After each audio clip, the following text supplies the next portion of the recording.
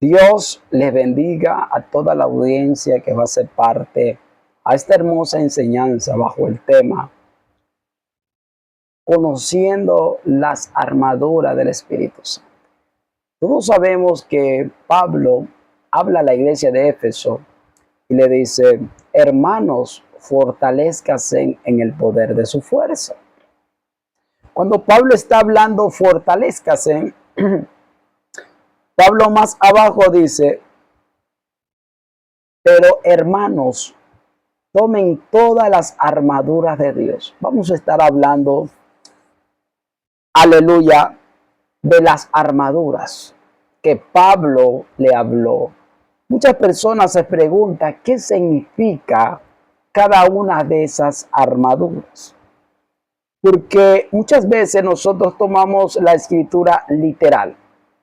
Pero sin más preámbulo, hoy Dios te va a explicar por medio de su palabra. Y sin más preámbulo, invito a usted que está en su casa, que se suscriba, dele like, comparta 2 a 3 en su grupo de WhatsApp, en grupo de Facebook, a 1 o a 3 familiares este mensaje, conociendo las armaduras del Espíritu Santo. Ese es el lema. Sin más preámbulo, vamos a tomar una de las cartas paulinas o cartas pastorales, que se le conoce, Efesios versículo 6, a la altura del 10, vamos a leerlo, amén. Dice así: por lo demás, hermanos míos, fortaleceos en el Señor y en el poder de su fuerza. Dice: vestido de todas las armaduras de Dios, para que podáis estar firme contra las acechanzas del diablo.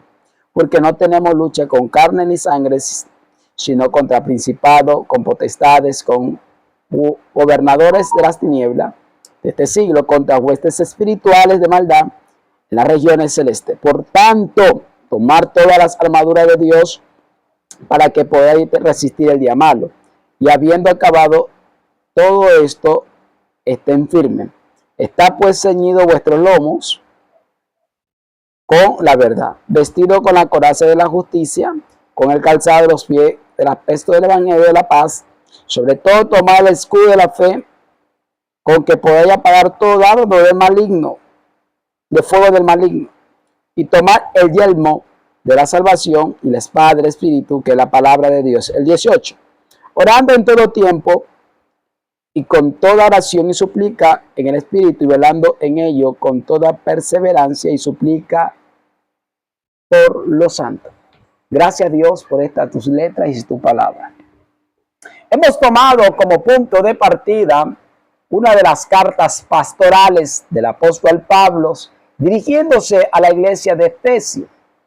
Efesio es una de las 7 iglesias que el Señor le da la revelación a Juan, el amado. Y Juan, cuando está teniendo una revelación del Padre, Dios da testimonio de esta iglesia, la iglesia de Éfeso. Y Dios le dice: he visto tu arduo trabajo, he visto el amor a la obra, he visto que tú no toleras a los nicolaítas, he visto que tú no puedes soportar a los que se hacen llamar apóstoles y no lo son. Y Dios le dijo: me agrada, porque tú no toleras a los que se hacen llamar judíos y no lo son. Y los hallados falsos, mentirosos. Porque esta iglesia tenía el olfato de camello. Según la ciencia, el camello tiene las habilidades que puede oler el agua. En los desiertos siempre utilizan a los camellos. Y la iglesia de Éfeso tenía estas cualidades, que tenía el don de discernimiento. Discernía a los que se hacían llamar apóstoles y los probaban y los hallaban mentirosos. Había otro grupo que querían hacerles que ellos reciban una doctrina hereje, Pero la Biblia dice que esta iglesia no le toleraba. ¿Por qué fueron las razones? Porque esta iglesia se había revestido de las armaduras, valga la redundancia, del Espíritu Santo. Te digo una pregunta, hermano. Sí, contigo, mujer, contigo, varón. ¿Tú crees que tienes las armaduras del Espíritu Santo? Muchas veces nosotros nos decimos, vamos a orar. Y comenzamos a orar. Nosotros hacemos las oraciones como nos enseñaron. ¿Y cómo nos enseñaron? A nosotros nos enseñaron a orar y entrar en campamentos que nosotros muchas veces no conocemos. O sea, campamentos minados. Dice la Escritura que Jehová es el que adiestra las manos para la batalla. Los caballos se alistan para la guerra, pero Jehová da la victoria. Su gente de Israel y su gente de a caballo. Jehová es el que es el varón de guerra, el que tiene que adiestrar nuestras manos para la batalla. Pero hay puntos que tenemos que entender hoy. Cómo tomar las armaduras del Espíritu Santo. La iglesia de Éfeso fue elogiada y aplaudida por Yahweh, por el Dios Altísimo. Pero Dios le dijo algo importante. Tengo algo contra ti, que has perdido el primer amor. Wow, impactante, diga. ¿Por qué le dijo eso el Señor? Porque ellas trabajaban, hacían todo, pero ya lo hacían sin amor. Revístase, Pablo dice. Pero cuando Pablo le está diciendo revístase, Pablo está diciendo llénese de amor. Y le digo a la iglesia de Gálatas que el fruto del Espíritu es gozo, amor, paz, paciencia, bondad, benignidad. ¿Por qué le habló de la benignidad? La benignidad es una cualidad que nos entrega el Espíritu Santo a las personas que queremos revestirnos de su presencia. Estar fortalecido en su presencia. ¿Y cómo me revisto de la presencia?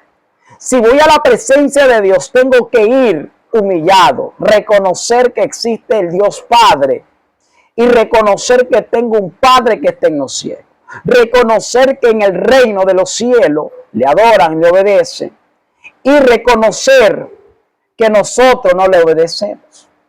Y decir, Señor, llévate todo lo que está internamente mío y que venga tu gloria sobre mí. Cuando la presencia de Dios desciende, el Espíritu Santo viene y nos lava, nos limpia. Y el Espíritu Santo nos llena y nos da gozo, paz, paciencia, bondad, benignidad. La benignidad, como le dije de antemano, es una de las cualidades que el Espíritu Santo pone en el hombre, que en la ciencia, en lo terrenal, se le conoce la resiliencia. Resiliencia es una habilidad que tú vas a poder resistir y tolerar aleluya, a ese hermano, a ese prójimo que no colabora. Porque hay prójimos que no colaboran, aunque tú los quieras amar, no colaboran. Pero ¿qué dice el Señor? Sé paciente. No te canses de hacer el bien. El que te odia, demuéstrale amor. Porque si tú amas, aún perdiendo, vas a ganar. Y por eso dice, revístase de la presencia del amor. El gozo de Dios es nuestra fortaleza. Y ahí vamos a entrar a la materia, al potasio, a ese, aleluya, a ese mensaje que va a catapultarnos. Pablo le dice y le comienza a hablar a la iglesia que ellos tienen que tener en claro algo, que hay varios pensamientos en el libro de Efesios. Les habla de los gobernantes, de los principados, de las potestades, de las huestes celestiales. Pero eso no nos vamos a desviar, porque si vamos a hablar de las western, tenemos que hablar sobre un poco de la angelología y demonología. Pero el tema está titulado cómo tomar, apropiarnos y tener las armaduras del Espíritu Santo. Los pasos son sencillos. Primer paso, acercarnos a Dios, reconocer que necesitamos que nos revista de su fuerza para que venga gozo. No puede estar triste un corazón que alaba a Cristo. Amén. Si nosotros tenemos la presencia, el revestimiento del Espíritu Santo, el Espíritu Santo nos va a dar la benignidad, que la resiliencia que puedes tú soportar y tolerar a personas que no colaboran. Porque aunque tú le des cariño, le des amor, hay personas que te dan otra cosa, que desprecio. Y muchas personas te maldicen. Por eso es que el Señor dijo que te maldice, bendícelo. Al bendecirlo, en ti estás sacando ese hombre espiritual, benigno, está lleno de la presencia, revestido de la gloria, del poder, de lo sobrenatural. ¿Y qué Dios nos dice? Revístase. Ese es el primer paso. Y ahí Pablo comienza a enfatizar y comienza a decir, aleluya, el cinturón de la verdad. Punto 1, el cinturón de la verdad. Punto 2, la coraza de justicia. Punto 3, el calzado de los pies del evangelio. Punto 4, el escudo de la fe. Punto 5, el yelmo de la salvación. Punto 6, la espada del Espíritu. Son 6 pensamientos que en la cual te lo voy explicando al paso.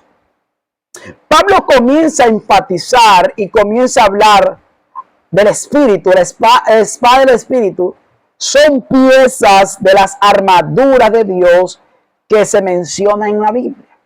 Pablo toma algo alegórico, terrenal, y comienza a explicar a la iglesia primitiva, a la iglesia de Éfeso, algo espiritual.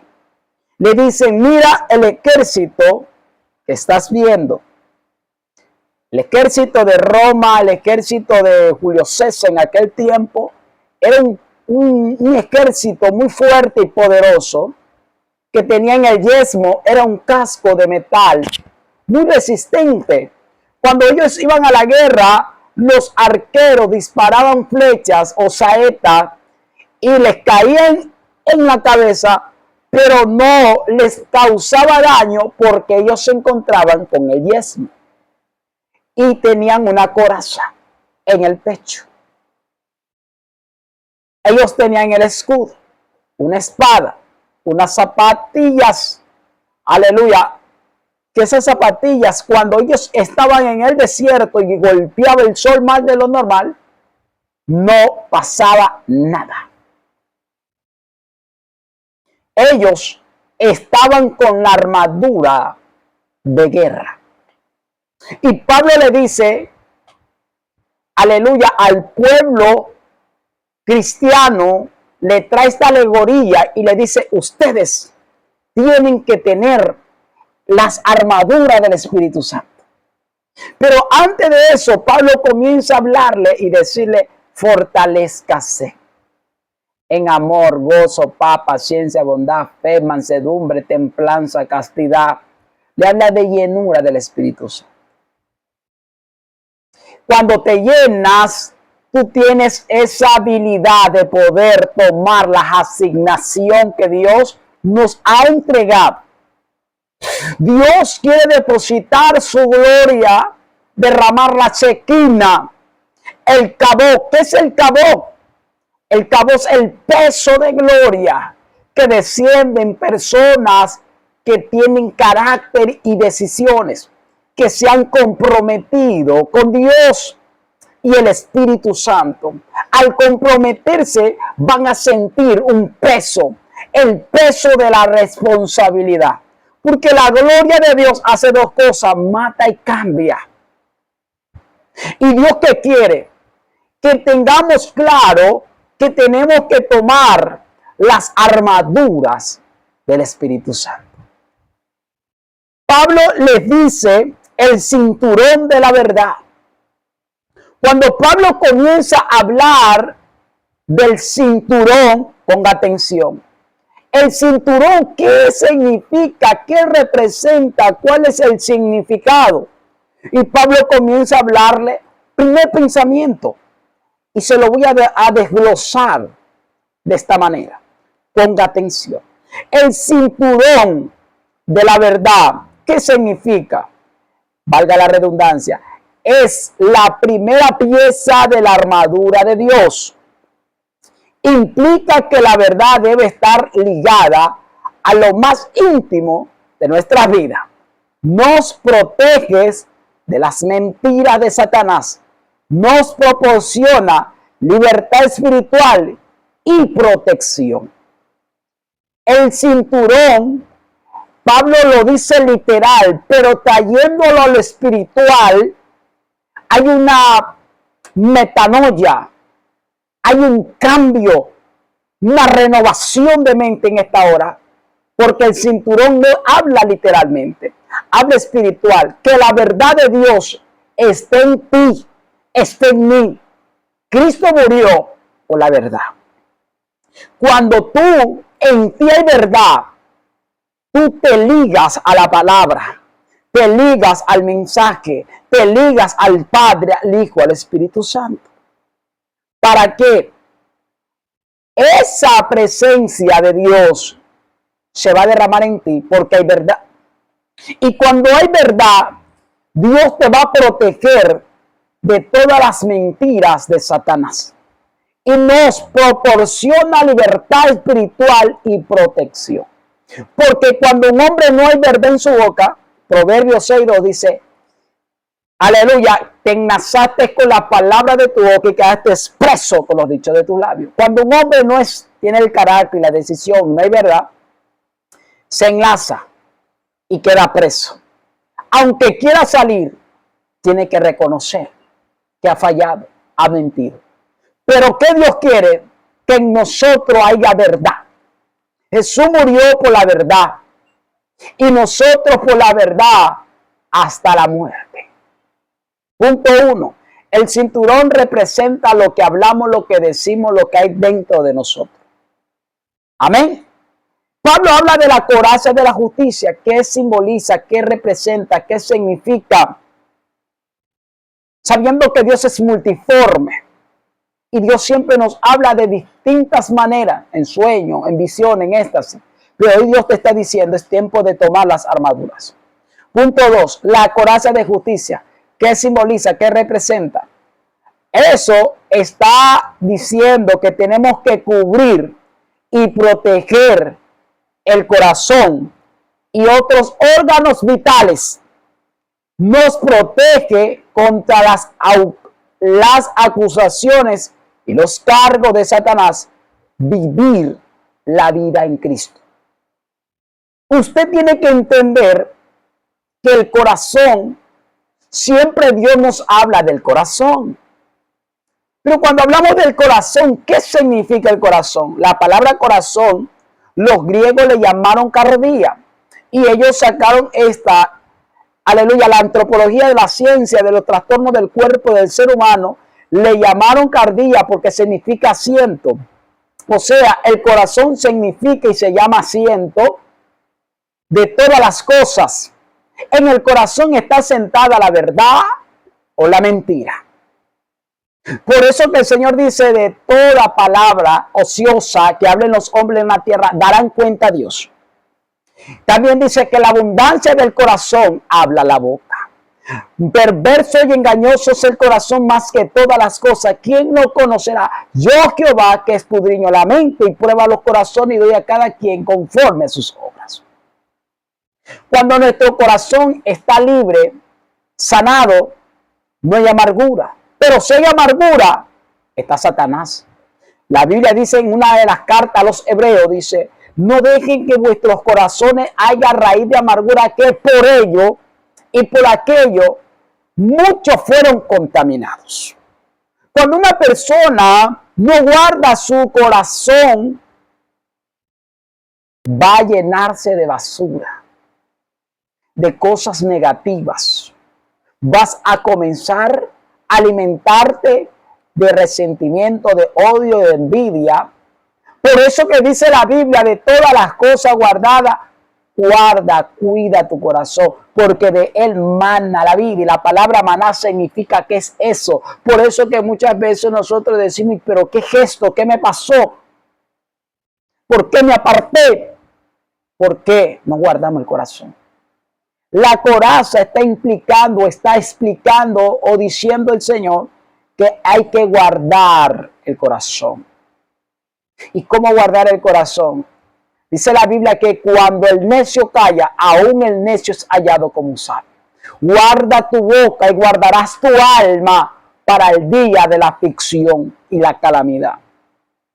Ponga su mente en funcionamiento antes de poner la boca en movimiento, porque por una palabra seremos justificados o por una seremos condenados. Dios, ¿qué quiere? Poner la mente en funcionamiento antes de poner la lengua en movimiento. Guarda el corazón. Si te estaba llenando de raíz de amargura, dile a Dios que te lo limpie. Y dile que te ponga gozo, paz, paciencia, bondad, benignidad, templanza, castidad. Benignidad, lo benigno, lo bueno, lo hermoso, lo maravilloso de Dios. Porque todo aquel que dice que siente a Dios y odia, ese no tiene al Espíritu Santo. Póngale atención a lo que le estoy diciendo. El que dice siento a Dios y odia a su hermano, le hace a Dios mentiroso y la verdad no está en él. Su corazón está envenenado por la serpiente, Satanás. Hay que guardar el corazón. Pongámonos la armadura de Dios. Coraza el corazón con la verdad. Que en tu corazón esté Dios, el camino, la verdad y la vida. Punto 3. El calzado del Evangelio. Cuando Pablo está hablando del calzado del Evangelio, está diciendo que nos permite marchar a donde el Señor nos dirija, siguiendo su voz y obedeciendo. Los pies necesitan estar bien protegidos para avanzar a la batalla. La Biblia dice, aunque pases por el fuego no te quemarás, aunque pases por las aguas no se te anegarán. ¿Por qué? Cuando estamos con las sandalias de Dios, cuando estamos con las armaduras que Dios quiere que nos pongamos. La Biblia dice en Isaías, bienaventurados los pies que llevan buenas noticias. Pero hay que ponernos la sandalia. ¿Y cómo ponernos la sandalia? La sandalia, el hombre se la pone cuando se da cuenta que hay mucha necesidad en el mundo. Jesús dijo, ir. Es un mandato, una ordenanza. Eso es la comisión que Dios le ha entregado a cada creyente. Ir y predicar. No es que el pastor no me deja predicar. No, tú tienes una obligación. Tú tienes una orden de Dios. Por eso hoy te vas a poner las sandalias. Y ir a predicar. Es que no sé predicar. Dios mío, somos predicadores todos. Solamente con decirle, Cristo te ama, Él murió por ti. Te invito a la congregación donde yo congrego. Vamos, un día. Con decirle eso, invitarlo a la casa del Padre, el Padre se encargará de esa alma. Porque esto no es con fuerza ni con espada, sino con el Espíritu Santo. Mateo dice, no te preocupes por lo que tienes que hablar, porque Dios enviará su Espíritu y hablará por medio de vosotros. Amén. Ir y predicar. Es que no sé, predícale a tu mamá, a tu hermano, a tu amigo, a tu primo, al vecino, a ese mejor amigo. A él predícale. Dile que Cristo viene, que Él le ama y Él murió. Apocalipsis 20:15. El que no esté en el libro de la vida será lanzado al lago de fuego. Dile que toda persona en la tierra necesita tener una identidad y en el cielo también. y la identidad es Cristo. Ponte la sandalia y comienza a predicar. Jesús dijo, aleluya, que de tal manera amó el mundo que entregó a su Hijo único para que todo aquel que crea no perezca, mas tenga la vida eterna. Juan 3:16. Póntela y háblale de ese amor incomparable. Juan 14:6. Jesús dijo, yo soy el camino, la verdad y la vida. Nadie va al Padre si no es por mí. Él no dijo ni por Pedro, ni por María, ni por Bartolomeo, ni por Tadeo. Él dijo por él, habló en singular. Por Jesús hay vida y vida en abundancia. Ponte la sandalia y ve a predicarle, porque Dios te va a usar. Aleluya. Seguimos. Pablo también habló de la espada del Espíritu. La espada del Espíritu representa la palabra de Dios, o sea, la Biblia, la voz de Dios escrita en página, letras de Dios benditas y acrisoladas. Esa es la espada de un creyente. La palabra de Dios es la espada. La Biblia se describe, aleluya, como viva y eficaz y más afilada que una espada de dos filos. Sabiendo que Dios dice que su palabra es como una espada que va entrando, va dañando, y cuando sale va sacando todo lo que no vale. La palabra de Dios es una espada de doble filo. Amén. Y Dios quiere que te pongas su armadura y vayas a la guerra. La guerra por las almas, guerra por las tinieblas, guerra contra las tinieblas. Esta es una guerra contra las tinieblas, guerra contra lo invisible, guerra contra el sentimiento, porque muchas veces no hay en nosotros la llenura, la fortaleza. Pero hoy Dios te dice, vístete, vístete. Cuando tú tengas estas armaduras, tú tienes que tener claro que vas a ir, te vas a encontrar con principados, con potestades, con gobernadores que operan en los aires, que operan en la tierra, demonios territoriales. Y mira, ¿y qué Dios quiere? Que su pueblo esté revestido y esté llenado de la palabra. Lee la palabra, porque Dios hará grandes cosas contigo. Y cuando tú estés orando, vístete de poder. Descárgate de todas las que tienes, esas cargas. Dile a Dios que te llenen. Y comienza en la oración. Ponte el diezmo. El diezmo de salvación representa que nosotros estamos confiados de la salvación que Dios nos ha dado. El diezmo representa aleluya, representa la fe en Jesucristo. Y por eso que Pablo también habló de la espada y también habló del escudo de la fe. El escudo de la fe tienes que tomarlo, porque el escudo desviará los ataques de Satanás, esos ataques de duda, esos ataques de tentación, esos ataques que quieren estabilizar la fe del creyente. El escudo de la fe es la fe. ¿Qué es la fe? ¿Qué pues la fe? La certeza de lo que se espera y la convicción de lo que no se ve. Yo no lo veo, pero yo lo creo que Dios va a hacer algo contigo. Este es tu año. No es el 2024, ese es el año. El 2024 fue el año profético y este es el año tuyo de cumplimiento. Y Dios te dice, levántate y resplandece, porque ha venido tu luz y la gloria de Jehová ha nacido sobre ti. Y sobre ti será vista su gloria. Y no te olvides revestirte del poder de Dios. Toma las armaduras, porque la guerra no es carnal, sino es espiritual. Dios te bendiga y Dios te guarde. Estaremos hablando en otra administración bajo el tema conociendo los espíritus territoriales, los principados, las potestades y las huestes de maldades. 4 espíritus que muchas veces los ignoramos.